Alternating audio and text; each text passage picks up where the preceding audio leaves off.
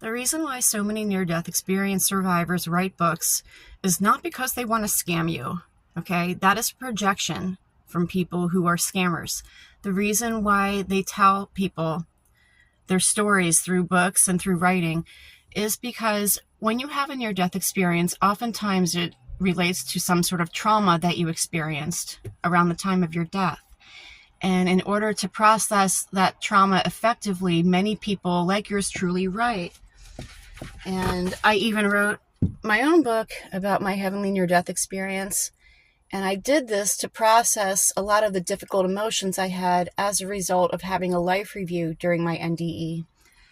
And if you don't process these difficult emotions and you just shove them under, it erupts eventually, and it manifests as drug use, anxiety, self-hate, and then you wind up perpetuating your self-hate onto other people.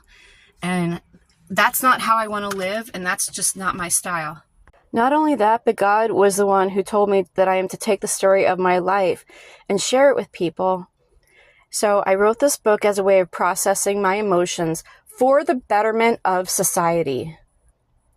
And it's to your benefit that I did this, because if I didn't write my book, guess what?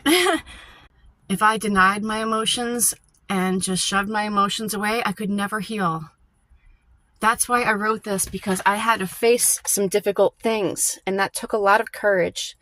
So rather than accuse somebody of scamming you because they have a book out about their NDE, maybe be grateful that they went ahead and they processed these difficult emotions that they had, and they're not perpetuating them onto you. You don't have to read our stories, but don't bash us for writing them. And for those of you who have read my book, thank you again. I so appreciate you, and I hope you learned something from it and it brought you some peace and comfort.